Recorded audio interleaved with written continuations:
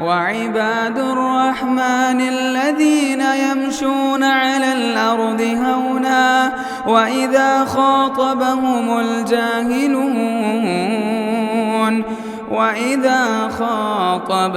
الجاهلون قالوا سلاما.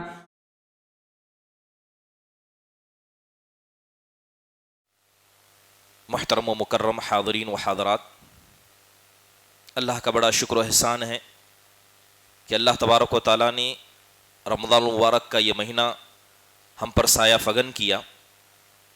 جیسے کہ ابھی بتایا گیا کہ کچھ بنیادی نصیحتیں جس کا حقدار سب سے پہلے میں اپنے نفس کو ٹھہراتا ہوں، انشاءاللہ آپ کے سامنے کی جائیں گی. اللہ سے دعا ہے کہ اللہ ہم سب کو ان نصیحتوں کو غور سے سننے، انہیں یاد رکھنے، ان پر عمل کرنے اور انہی نصیحتوں کو دوسروں تک پہنچانے کی اللہ ہم سب کو توفیق نصیب فرمائیں. محترم حاضرین، رمضان المبارک کا مہینہ یہ برکتوں والا مہینہ ہوتا ہے. یہی وجہ ہے کہ آپ دیکھیں کہ جناب محمد الرسول اللہ صلی اللہ علیہ وسلم اس مہینے کے آتے ہی خوش ہو جایا کرتے. خوشی آپ کے چہرے پر نظر آتی، آپ کے الفاظ کے ذریعے واضح ہوتی. اسی لیے حدیثوں کے اندر آیا ہے، امام احمد نے اپنی کتاب میں نقل کیا ہے، کہتے ہیں کہ اللہ کے نبی صلی اللہ علیہ وسلم مارے خوشی کے کہا کرتے قد جاءکم رمضان، کہ مبارک ہو، خوش ہو جاؤ، تمہارے پاس رمضان آیا. یہ اللہ کا ایک بابرکت مہینہ ہے جس میں اللہ تعالیٰ نے تم پر روزوں کو فرض قرار دیا ہے. اور اسی طرح سلف صالحین کا بھی معمول ہمیشہ یہی رہا کہ وہ رمضان کے آنے کی خوشی پہلے دل میں محسوس کرتے. بلکہ ابن القیم رحمہ اللہ کہتے ہیں، کیا کوئی ایمان والا دل ایسا بھی ہو سکتا ہے کہ رمضان جیسا بابرکت مہینہ اس کے پاس آ جائے اور اس کے دل میں خوشی نہ محسوس ہو؟ اگر اس کے دل میں حقیقی طور پر خوشی محسوس نہیں ہوتی ہے تو اسے اپنے ایمان کا جائزہ لینا چاہیے. معلّہ بن فضل رحمہ اللہ کے بارے میں آتا ہے کہ رمضان کے آنے سے 6 مہینے پہلے اس کے سلامتی سے پہنچنے کی دعائیں کرتے اور گزرنے کے 6 مہینے دعائیں کرتے کہ اللہ تعالی ہماری عبادتوں کو قبول کر لے. یحییٰ بن کثیر رحمہ اللہ اور بکر بن ابی مریم رحمہ اللہ کے بارے میں آتا ہے کہ جیسے ہی رمضان کا مہینہ آتا تو کہتے قد حضرکم مطہر، کہ خوش ہو جاؤ، تمہارے پاس ایک گناہوں کو پاک کرنے والا مہینہ آ پہنچا ہے. اور کہا کرتے تھے انبسطوا بالنفقۃ فیہ، اور رمضان کا یہ مہینہ یہ صدقہ اور خیرات کرنے کا مہینہ ہے، لہذا تم اس میں جم کر کیا کرو. آپ تصور کریں کہ ایمان والے آخرکار خوش کیوں نہ ہوں. ایک آدمی سال کے 11 مہینے اللہ کے لیے عبادت کرتا ہے، مقصد کیا ہوتا ہے کہ اللہ اسے خوش ہو جائے، اللہ اپنی جنت اسے عطا کرے. رمضان کا مہینہ آتے ہی اس ایمان والے کو یہ مہینہ پیغام دیتا ہے کہ جن 11 مہینے تو نے عبادت کی، جس اللہ کی جنت کو پانے کا تو طلبگار تھا، لے اللہ نے تیرے لیے جنت کے دروازے کھول دیے. ایک گنہگار آدمی سال بھر گناہ کرتا ہے اللہ سے، یا یوں کہیے گناہوں کی وجہ سے شیطان اسے مایوس کر دیتا ہے. یہ رمضان کا مہینہ اسے پیغام دیتا ہے کہ رمضان کا مہینہ آ گیا اور جن گناہوں سے تو ڈرتا تھا اور اللہ کی سزا کا حقدار اپنے آپ کو سمجھتا تھا، لے اللہ نے تیرے لیے جہنم کے دروازے بند کر دیے. اب تو اللہ سے معافی مانگ لے، اب تو اپنے کردار پر توجہ دے لے. ایک آدمی جو عقل مند ہے، نیکی کا ارادہ کرتا ہے، مگر دنیا نے اسے گھیر رکھا ہے، اس کی مال و دولت نے اسے جکڑ رکھا ہے، تو وہ آدمی کہتا ہے کہ میں نیکی میں آگے اس لیے نہیں بڑھتا ہوں کہ شیطان نے مجھے بہکا رکھا ہے، میں چاہتا ہوں لیکن کر نہیں پاتا ہوں. یہ رمضان کا مہینہ اسے پیغام دیتا ہے کہ لے جس شیطان کا بہانہ تو سال کے 11 مہینے کرتا تھا، اللہ نے اسے بھی تیرے لیے بند کر دیا. اللہ نے جنت کے دروازے کھول دیے، جہنم کے دروازے بند کر دیے، شیطان کو قید کر لیا. اب ہمارے پاس کیا بہانہ بچے گا کہ اس رمضان کے آنے کی خوشی ہم نہ منائیں اور اس میں عبادت کر کے اپنی گردن کو جہنم سے آزاد نہ کرائیں. اسی لیے اللہ کے نبی صلی اللہ علیہ وسلم جانتے تھے کہ یہ رمضان کا مہینہ اللہ کی کتنی بڑی نعمت ہے، لہذا آپ نے کہا کہ جو رمضان کا مہینہ پائے اس کی ناقدردانی کرے. اللہ کے نبی نے اللہ کی رحمت سے دور ہونے کی بد دعا اس کے لیے کر دی. محترم حاضرین، یقین جانیے رمضان کا مہینہ یہ نیتوں کا مہینہ ہے، نیتوں کو درست کرنے کا مہینہ ہے۔ سب سے پہلے رمضان میں ہم داخل ہو چکے ہیں، انشاءاللہ تعالی اگر اللہ نے زندگی باقی رکھی تو کل سے روزے بھی رکھیں گے، ابھی سے نیت کر لیں، کس لیے کہ اسلام کا دار و مدار ہے انما الاعمال بالنیات، انسان کو اس کے نیت کے اعتبار سے ثواب دیا جاتا ہے۔ بسا اوقات نیت چھوٹی، عمل بہت بڑا ہوتا ہے، ثواب اسے نیت کے اعتبار سے دیا جاتا ہے۔ بسا اوقات نیت چھوٹی اور عمل بہت بڑا، یا عمل چھوٹا اور نیت بہت بڑی ہوتی ہے، ثواب ہمیشہ نیتوں کے اعتبار سے دیا جاتا ہے۔ اس لیے بعض سلف صالحین کہا کرتے تھے رب عمل صغیر یکبرہ النیہ ورب عمل کبیر یصغرہ النیہ، بسا اوقات انسان کا بڑا عمل اس کی چھوٹی نیت کی وجہ سے اس کے ثواب میں کمی کر دیتا ہے، اور عمل بہت بڑا لیکن ثواب نیت کم، ویسے ہی اس کو بدلا دیا جاتا ہے۔ محترم حاضرین، ضروری ہے کہ ہم اپنی نیتوں کو درست کر لیں۔ کن مسئلے میں نیتوں کو درست کریں؟ درست کریں اپنی نیتوں کے کہ رمضان کے مہینے میں جو بھی عبادت ہم کریں گے صرف خالص اللہ کے لیے کریں گے، جسے ہم اخلاص کہتے ہیں۔ نیت کر لیں کہ رمضان کا مہینہ وہ مہینہ ہوگا جس میں ہم اپنے گناہوں سے اپنے آپ کو باز رکھیں گے، اور جتنے گناہ ہم نے کیے ہیں ان سارے گناہوں کو اللہ کے دربار میں رکھیں گے، ایک ایک گناہ کا نام لے کر اللہ تعالیٰ سے معافی مانگیں گے۔ بڑا افسوس ہوتا ہے جب دور حاضر کے مسلمانوں کو دیکھا جاتا ہے کہ وہ اللہ کی رحمت سے اس قدر نا امید ہیں کہ رمضان کا مہینہ آنے کے بعد بھی توبہ استغفار نہیں کرتے۔ ابن ابی الدنیا رحمہ اللہ نے اپنی کتاب کے اندر ایک بڑا پیارا واقعہ نقل کیا ہے۔ عبداللہ بن مبارک جو بڑے محدث تھے، فقیہ تھے، وہ آئے، عرفہ کا دن تھا، اپنے استاد سفیان الثوری رحمہ اللہ کو دیکھا کہ انہوں نے اپنے گھٹنوں کو زمین پر رکھا تھا، ہاتھوں کو بڑا بلند کیا تھا اور زار و قطار رو رہے تھے۔ عرفہ کا دن تھا، لہذا جیسے ہی عبداللہ بن مبارک رحمہ اللہ نے اپنے استاد کی اس کیفیت کو دیکھا تو برداشت نہ کر پائے، وہ بھی زار و قطار رونے لگے۔ جب سفیان الثوری رحمہ اللہ نے حضرت عبداللہ بن مبارک کے پیٹھ پیچھے یعنی ان کے پیچھے رونے کی آواز سنی تو کہا ما شأنک، کہا کہ کیا مسئلہ ہے؟ تو کہنے لگے کہ اتنی بھیڑ کو دیکھنے کے بعد میرے دل میں ایک سوال پیدا ہوا، مجھے لگا کہ اس سے آپ کے بارے میں پوچھ لوں۔ کہا کہ پوچھو کیا مسئلہ ہے؟ تو کہنے لگے کہ یہ تو بتائیے کہ من اسوأ هذه الجمع حالا، کہ اتنے سارے جو لوگ یہاں موجود ہیں آپ کو کیا لگتا ہے کہ اللہ کے نزدیک سب سے برا انسان کون ہوگا؟ تو سفیان الثوری رحم اللہ کہتے ہیں کہ جو عرفہ کے میدان میں آ کر بھی یہ گمان رکھے کہ اللہ اسے معاف نہیں کرے گا، یہ میرے نزدیک سب سے برا انسان ہے۔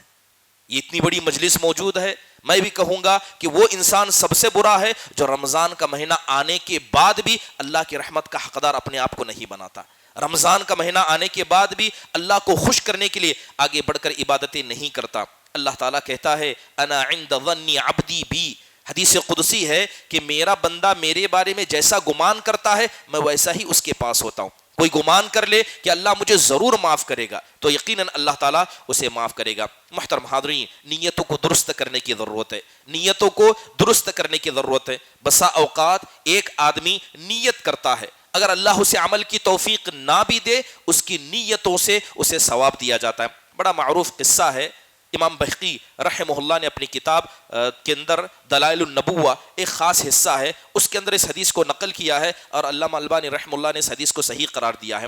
ایک صحابی تھے جن کا نام حضرت علبہ بن زید الانصاری رضی اللہ عنہ تھا۔ غزوہ تبوک کا موقع تھا تو اس وقت اللہ کے نبی نے اعلان کیا، کس بات کا اعلان کیا کہ تبوک کی لڑائی کے لیے ہمیں نکلنا ہے، لہذا جس کے پاس جو سازہ سامان ہو لا کر اکٹھا کر دیں۔ لہذا صحابہ کے درمیان مسابقت شروع ہو گئی۔ یہی وہ موقع تھا کہ حضرت ابو بکر اپنے گھر کا سارا سامان لے آئے، حضرت عمر آدھا سامان لے کر آئے، حضرت عثمان بن عفان کو پتا چلا تو جتنا سونا ملک شام سے اسی وقت تجارت کے غرض سے پہنچا تھا سارا گود میں بھر کر لائے اور اللہ کے نبی صلی اللہ علیہ وسلم کی گود میں ڈال دیا۔ آپ صلی اللہ علیہ وسلم نے کبھی زندگی میں اتنا سونا نہیں دیکھا تھا، آپ اس کے سکے کو اٹھاتے، کبھی دائیں کبھی بائیں پلٹتے اور مارے خوشی کے آپ نے کہا ما ضر عثمان ما عمل بعد اليوم، کہ حضرت عثمان نے آج اتنی بڑی نیکی کی ہے کہ اگر اس کے بعد کوئی اور نیکی نہ بھی کریں گے انشاءاللہ کوئی چیز انہیں نقصان نہیں پہنچائے گی۔ جب صحابہ کو مسابقت کرتے دیکھا تو دور کھڑے ہو کر حضرت علبہ بن زید الانصاری رضی اللہ عنہ سب ماجرا دیکھ رہے تھے. فوراً گھر گئے تاکہ میں بھی کچھ اللہ کی راہ میں صدقہ کروں. گھر گئے تو کیا دیکھتے ہیں کہ گھر میں پانی کا ایک مشکیزہ ہے اور ایک گدا ایک تکیہ ہے جو گھاس سے بھرا ہوا ہے, اس کے علاوہ دینے کے لیے کچھ نہیں ہے. بڑی دل میں کفت محسوس ہوئی. رات کا وقت ہوا. رات کا وقت ہونے کے بعد اللہ تبارک و تعالیٰ کے دربار میں پہنچے, تہجد اور قیام اللیل شروع کیا, اور جیسے ہی نماز پڑھی اللہ تعالیٰ کے سامنے ہاتھ اٹھائے اور ہاتھ اٹھا کر کہنے لگے, اے اللہ تو میری حالت کو جانتا ہے کہ میں کچھ دے نہیں سکتا, لیکن تو میری نیت کو بھی جانتا ہے کہ میں سب کچھ دینا چاہتا ہوں.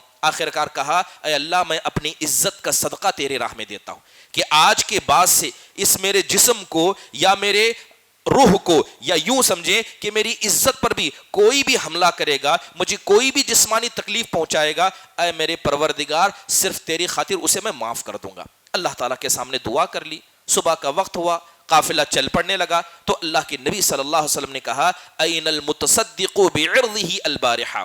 آپ صلی اللہ علیہ وسلم نے کہا کہ وہ آدمی کہاں ہے جس نے اپنی عزت کا صدقہ اللہ کی راہ میں دیا تھا. سارے صحابہ خاموش ہیں, نہیں جانتے کہ کیا ماجرا ہے. حضرت علبہ بھی موجود ہیں, وہ بھی خاموش ہیں, ڈرنے لگے کہیں میں نے کوئی بڑا گناہ تو نہیں کر لیا, خاموش تھے. تب اللہ کے نبی نے پلٹ کر کہا, مبارک ہو, اللہ نے تمہارے صدقے کو قبول کر لیا ہے. سبحان اللہ. یہ ہوتی ہیں نیتیں. بس آپ مضبوط نیت کریں, اللہ تعالیٰ اسے پائے تکمیل تک پہنچانے والا ہے. محترم حاضرین, ہمیں نیت کس بات کی کرنی ہے؟ نیت اس بات کی کرنی ہے کہ رمضان کا مکمل مہینہ ہم وہ تمام عبادتیں کریں گے جو رمضان کے مہینے میں جناب محمد الرسول اللہ صلی اللہ علیہ وسلم کیا کرتے تھے. بعض حضرات یہ عملی طور پر بتاتے ہیں کہ رمضان کی عبادت یہ پہلے ہفتے کے ساتھ خاص ہے. پہلا ہفتہ ہو جائے گا, آدھی مسجد خالی ہو جاتی ہے, لوگ پیچھے ہٹ جاتے ہیں, نمازوں سے پیچھے ہٹ جاتے ہیں, درس و دروس سے پیچھے ہٹ جاتے ہیں اور عبادتوں سے کوتا ہو جاتے ہیں. وہی رمضان کا آخری پہر دوبارہ آ جاتا ہے تو پھر دوبارہ مسجدوں میں چلے آتے ہیں. اللہ کے نبی صلی اللہ علیہ وسلم کی حدیث سنیے. آپ نے کہا, من قام رمضان ایمانا واحتسابا, جس نے رمضان کا مکمل مہینہ ایمان کے ساتھ اور ثواب کی امید سے رکھا, غفر له ما تقدم من ذنبه, تو ایسے ہی آدمی کے گناہوں کو اللہ تعالیٰ معاف کرے گا. شرط لگائی آپ نے کہ رمضان کا مکمل مہینہ عبادتیں کرنا ہوگا. محترم حاضرین, ابھی سے نیت کریں. اگر آپ کی نیت صحیح ہوگی, ہزار مشغول ہوں گے لیکن اللہ تعالیٰ اپنے گھر کی طرف اسے آپ کو ضرور لائے گا. نیت کریں کہ انشاءاللہ اس رمضان کے مکمل مہینے کے روزے رکھیں گے. نیت کریں کہ اس رمضان کے مہینے میں ایک سے زیادہ مرتبہ قرآن کو ضرور پڑھیں گے. نیت کریں کہ تراویح کی نماز مکمل جیسے آج پڑھی ہے آخری دن تک پڑھیں. نیت کریں اعتکاف کریں گے. نیت کریں قیام اللیل کا اہتمام کریں گے. اس کے علاوہ جتنی عبادتیں رمضان میں مشروع ہیں, چاہے وہ صدقے کے حوالے سے ہو, نیکی کو بانٹنے کے حوالے سے ہو, سب پر مکمل عمل کریں گے. اس کی مکمل نیت کر لیں. محترم حاضرین, کچھ حدیثیں ہیں جو انسان کو کامیابی کی طرف لے جاتے ہیں. بہت سارے علماء ان حدیثوں پر رمضان کے مہینے میں عمل کیا کرتے. ان میں سے 2 حدیثیں میں آپ کے سامنے ذکر کرنا چاہتا ہوں. ایک حدیث ہے, کوشش کریں کہ رمضان کے مہینے میں آپ پر عمل کریں. بڑا معروف قصہ ہے, آپ نے سنا کہ اللہ کے نبی صلی اللہ علیہ وسلم بیٹھے تھے. آپ علیہ الصلوۃ والسلام نے صحابہ کی مجلس سے سوال کرتے ہوئے کہا, من اصبح منکم اليوم صائما, تو یہ تو بتاؤ کہ آج تم میں سے کس آدمی نے روزہ رکھا ہے. ایک شخص کھڑے ہوئے, وہ کون تھے ہم سب جانتے ہیں, پہلے خلیفہ حضرت ابو بکر صدیق رضی اللہ عنہ. کہنے لگے, اے اللہ کے نبی میں ہوں. پھر آپ صلی اللہ علیہ وسلم نے کہا, من تبع منکم اليوم جنازہ, کہ تم میں سے کس نے آج ایک جنازے کو کندھا دیا. کہا کہ میں نے دیا. پھر آپ نے کہا, من اطعم منکم اليوم مسکینا, تم میں سے کس نے آج ایک مسکین کو کھانا کھلایا. کہا کہ اللہ کے نبی میں نے کھلایا. تیسری مرتبہ چوتھا سوال پوچھا, من عاد منکم اليوم مریضا, کہ تم میں سے کس نے آج ایک مریض کی عیادت کی ہے. حضرت ابو بکر کھڑے ہوئے, کہا کہ میں نے. کتنے عمل تھے؟ ایک دن میں روزہ رکھا, اسی دن آپ نے جنازے کی نماز بھی پڑھی, اسی دن ایک مسکین کو کھانا بھی کھلایا, اور اسی دن ایک مریض کی عیادت بھی کی. آپ صلی اللہ علیہ وسلم نے حضرت ابو بکر کی طرف اشارہ کرتے ہوئے کہا کہ من اجتمع فی امرئ الا دخل الجنہ, کہ یہ 4 چیزیں جس آدمی کے اندر جمع ہو جائیں ایسا شخص ضرور جنت میں جائے گا. نیت کریں کہ اللہ تعالیٰ اس حدیث پر کم سے کم زندگی میں ایک بار عمل کرنے کی سب کو توفیق عطا فرمائے. محترم حاضرین, نیت کریں. اور ایک بڑی پیاری حدیث کی, اللہ کے نبی علیہ الصلوۃ والسلام کہتے ہیں, من صلی للہ 40 یوما فی جماعت یدرک التکبیرۃ الاولی. آپ صلی اللہ علیہ وسلم کہتے ہیں کہ جو آدمی لگاتار 40 دن تک تکبیر تحریمہ کے ساتھ نماز پڑھے گا, لگاتار 40 دن تک اللہ کے نبی نے کہا کتب لہو براءتان، ایسے آدمی کے لیے 2 چیزوں سے آزادگی لکھ دی جاتی ہے. پہلے اس آدمی کی گردن کو جہنم سے آزاد کیا جاتا ہے، اور دوسرا اس کے دل کو نفاق سے آزاد کیا جاتا ہے. رمضان کا مہینہ یہ برکت کا مہینہ ہے. سارے لوگوں کو مسجد میں آپ آتے دیکھیں گے، کم سے کم زندگی میں ایک بار اس حدیث پر انسان کو عمل کرنا چاہیے. کوشش کریں کہ رمضان کا دن جو کل سے شروع ہو رہا ہے یہ 30 دن اور اس کے بعد کے 10 دن اس حدیث پر آپ عمل کریں. 40 دن گزر جائیں اور کسی کی تکبیر تحریمہ نہ چھوٹے. یقیناً یہ حدیثیں اللہ سے کم از کم قیامت کے دن امید ہم کر سکتے ہیں کہ اے اللہ ہم نے تیرے نبی کے اس حدیث پر عمل کیا صرف تجھے راضی کرنے کے لیے. ہو سکتا ہے کہ اللہ تبارک و تعالی ہمیں اس حدیث کا وہ ثواب دے دے جس کا ذکر اس حدیث کے اندر کیا گیا. محترم حاضرین، رمضان کا مہینہ یہ نصیحت والا مہینہ ہے. انسان کو نصیحت حاصل کرنا چاہیے، اور خصوصی طور پر اس رمضان کے مہینے میں جو اہم کام کرنا ہے وہ اپنے دل کو پاک و صاف کرنا ہے. یاد رکھیے ایسا ہو نہیں سکتا کہ انسان کے دل میں حسد ہو، اپنے بھائی کے لیے بغض ہو، کینہ ہو، غیبت کا ماحول اس کے پاس ہو، اور وہ آدمی عبادتیں کرے اور اللہ کے پاس اس کی عبادتیں پہنچے. صحیح بخاری شریف کی حدیث ہے، اللہ کے نبی نے کہا کہ تعرض اعمال الناس یوم الاثنین والخمیس، کہ جب پیر کا دن، جمعرات کا دن ہوتا ہے، لوگوں کے ہفتے بھر کے اعمال اللہ کے پاس پہنچائے جاتے ہیں. اللہ ان کو دیکھتا ہے جس نے شرک نہیں کیا اور جس کے دل میں اور اس کے بھائی کے دل میں کسی قسم کا منہ موٹاؤ نہیں تھا، نہ عداوت تھی نہ دشمنی تھی. جو آدمی ان 2 گناہوں سے پاک ہوگا اللہ اس کے اعمال کو ضرور قبول کرے گا. محترم حاضرین، کوشش کریں کہ اپنے دل کو ان تمام چیزوں سے پاک کر لیں. اس کے علاوہ رمضان کا مہینہ یہ برکتوں والا مہینہ ہے. اس مہینے کے اندر بھی بہت سارے لوگ توبہ و استغفار سے دور رہتے ہیں. کوشش کریں کہ توبہ و استغفار سے بالکل دور نہ رہیں. محترم حاضرین، کچھ لوگوں کو اس رمضان کے اندر بے شمار غلطیاں کرتے ہوئے دیکھا جاتا ہے. ایک تو عبادت کرنے کا مہینہ ہے، اس عبادت سے کوتاہ اور گناہوں میں ملوث ہو جاتے ہیں. وہ بہت سارے گناہوں میں، جیسے کہ بعض تاجر حضرات کو دیکھا جاتا ہے کہ جیسے ہی رمضان کا مہینہ آتا ہے چیزوں کے ریٹس کو بڑھا دیتے ہیں اور سمجھتے ہیں کہ یہ چند سکے انہیں مالدار بنا دیں گے. محترم حاضرین، ایسے تاجروں کو اللہ سے ڈرنا چاہیے. رزاق یہ اللہ کی ذات ہے. آپ کو جو رزق مل رہا ہے نہ اس میں آپ کی محنت کا دخل ہے نہ آپ کے ماں باپ کا دخل ہے، یہ دخل اللہ کے فضل کا ہے. لہذا رمضان کا مہینہ آئے چیزوں کے ریٹس کو نہ بڑھائیں بلکہ اس میں مکمل تقوی و پرہیزگاری کا خیال کریں. بعض حضرات یہ کرتے ہیں کہ بعض حضرات کی زکوٰۃ شعبان میں واجب ہو جاتی ہے، لیکن جان بوجھ کر، کیونکہ رمضان میں صدقہ کرنا افضل ہے لہذا جان بوجھ کر زکوٰۃ کو تاخیر سے ادا کرتے ہیں. بسا اوقات 1 مہینہ، بسا اوقات 2 مہینہ تاخیر سے ادا کرتے ہیں. یقیناً یہ شرعی طور پر غلط عمل ہے، اس سے بھی انسان کو احتراز کرنا چاہیے. بعض حضرات کو، خصوصی طور پر نوجوان طبقے کو اور تاجر حضرات کو دیکھا جاتا ہے کہ بہت سارے لوگ 5 وقتہ نمازوں کی پابندی رمضان میں نہیں کرتے مگر تراویح کے لیے وقت پر حاضر ہو جاتے. 5 وقتہ فرض نمازوں کی پابندی نہیں کرتے، اس میں کوتا ہے لیکن تراویح میں حاضر ہیں.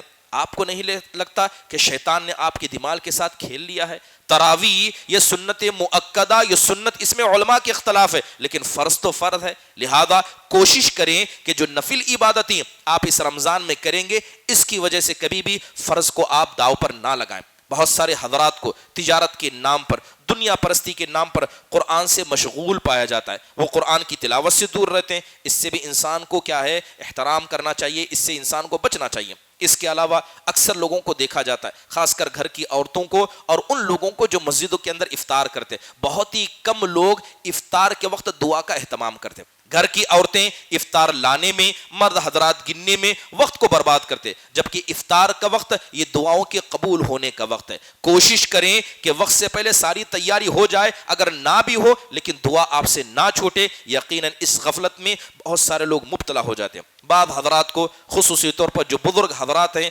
روزے کی وجہ سے ان کے اندر غصہ ہو، لڑائی کا مزاج ہم دیکھتے ہیں. اس سے بھی انسان کو احتراز کرنا چاہیے. بہت سارے لوگوں کو اس رمضان میں ایک بڑی غلطی کرتے ہوئے یہ دیکھا جاتا ہے کہ فضول خرچی کو یہ اعلیٰ لیول تک لے جاتے ہیں. رمضان کے مہینے سے پہلے اتنا خرچ نہیں ہوتا لیکن رمضان کا مہینہ آ جائے، کھانے پینے کا مسئلہ ہو، خریداری کا مسئلہ ہو، ہر چیز میں بڑھ بڑھ کر خرچ کرتے ہیں. جبکہ رمضان کا مہینہ یہ انسان کی روح کی غذا ہے، جسم کی غذا کے لیے نہیں آیا. لہذا اس کا خیال ہر انسان کو کرنا چاہیے. اس کے علاوہ نوجوانوں کا ایک بڑا طبقہ، ہم دیکھتے ہیں کہ طاق راتی آ جائیں یا عمومی رمضان شروع ہو جائے، اکثر نوجوان رات بھر جاگتے ہیں، فجر کے بعد سوتے ہیں اور سیدھا ظہر میں اڑتے ہیں. اور اللہ معاف فرمائے اس شہر کے اندر ایسے نوجوانوں کے بڑے طبقے کو آپ دیکھیں گے. میرا سوال ہے کہ رمضان یہ صرف روزہ رکھنے کا نام ہے یا رمضان نام ہے بھوک و پیاس کو محسوس کرنے کا، غریبوں کے درد کو سمجھنے کا،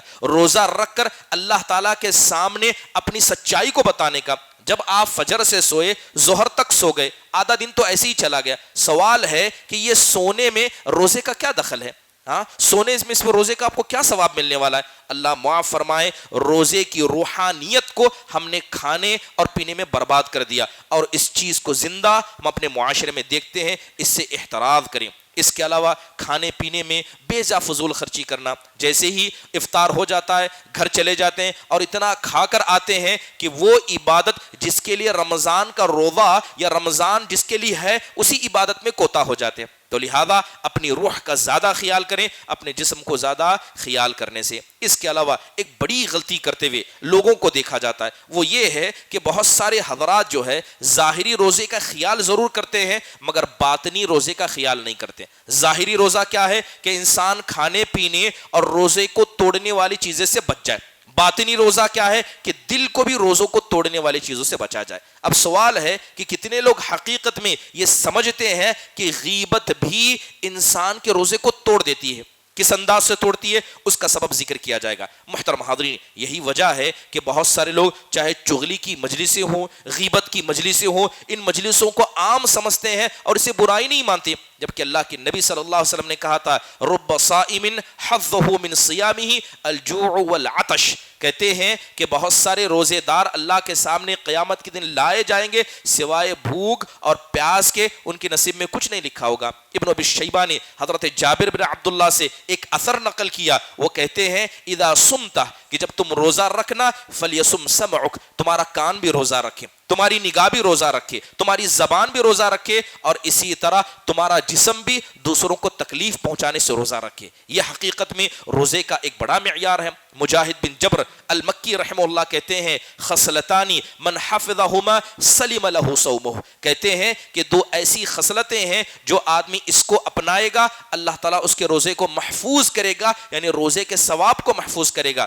اس کے اندر سر فہرست غیبت کو اور جھوٹ کو انہوں نے ذکر کیا. امام اوزاعی کہتے ہیں کہ ان الغیبہ تفطر الصوم، غیبت یہ روزے کو توڑ دیتی ہے، اور جس نے غیبت روزے میں کی اس کو روزے کو دہرانا پڑے گا. اب اس کی حقیقت میں بیان کروں گا. سفیان الثوری رحم اللہ بھی یہی کہتے ہیں، بلکہ امام ابن حزم رحم اللہ کہتے ہیں کہ اگر کسی آدمی کو یاد ہے کہ میں نے روزہ رکھا ہے پھر بھی جان بوجھ کر جھوٹ بولتا ہے، اسے پتا ہے کہ میں نے روزہ رکھا ہے پھر بھی جان بوجھ کر غیبت کرتا ہے، ایسے آدمی کو اللہ سے ثواب کی امید کرنا ہی نہیں چاہیے. محترم حاضرین، واضح طور پر کہا جائے کہ غیبت ہو، چغلی ہو، جھوٹ ہو، ان سے فقہی انداز سے ظاہری طور پر دیکھا جائے روزہ نہیں ٹوٹتا ہے مگر روزے کا مقصد ضرور ٹوٹ جاتا ہے. روزے کا مقصد اس کا ثواب ضرور ٹوٹ جاتا ہے. اس لیے علماء اکرام کہا کرتے تھے کہ ایسا نہ ہونا کہ ایک ہی دن تم روزہ بھی رکھو اور اسی دن تم افطار بھی کر لو. ہم روزہ دن بھر رکھتے ہیں اور دن ختم ہونے کے بعد رات میں حقیقت میں افطار کرتے ہیں. تو علماء کہتے ہیں کہ ایسا نہ ہو کہ اسی دن روزہ رکھو اور اسی دن افطار کر لو. یعنی مقصد بتانے کا یہ ہے کہ غیبت کر کے، چغلی کر کے اپنے اس روزے کے مقصدیت کو برباد نہ کرنا، جس سے حقیقت میں روزے کا کوئی مقصد سمجھ میں نہیں آتا ہے. محترم حاضرین، اس کا بھی خیال انسان کو کرنا چاہیے. بلکہ ابن حزم رحم اللہ نے آگے کہا کہ اگر کوئی آدمی اپنے روزے کے اندر چغلی اور غیبت کی مجلس کو عام کرتا ہے، قیامت کے دن اسے اللہ تعالیٰ کی طرف سے کوئی ثواب نہیں دیا جائے گا. یہی کچھ بنیادی نصیحتیں تھی، انسان کو اس پر عمل کرنا چاہیے. اللہ تعالیٰ سے دعا ہے کہ اللہ تعالیٰ ان نصیحتوں پر ہم سب کو عمل کرنے والا، اللہ تعالیٰ ہمارے اس رمضان کے مہینے کو بابرکت بنائے. اللہ حقیقت میں اس روح کی غذا کو یہ رمضان کا مہینہ بنائے. اللہ تعالیٰ اس کے اندر تمام شرعی مخالفات سے ہم سب کو بچا کر رکھے. اقول قولی هذا واستغفر الله لي ولكم ولسائر المسلمين من كل ذنب فاستغفروا انه هو الغفور الرحيم. جزاكم الله خیر واحسن اللہ علیکم. السلام علیکم ورحمۃ اللہ وبرکاتہ. مسجد عباد الرحمن کے پلیٹ فارم سے ہونے والی دعوت و تبلیغ کے مشن کو آگے بڑھانے میں ہمارا بھرپور ساتھ دیں. علم و عمل سے ناطہ جوڑنے کے لیے اہل علم سے جڑیں. مسجد عباد الرحمن کے یوٹیوب چینل کو سبسکرائب کریں اور آگے شیئر کرنا ہرگز نہ بھولیں۔ فجزاکم اللہ خیر۔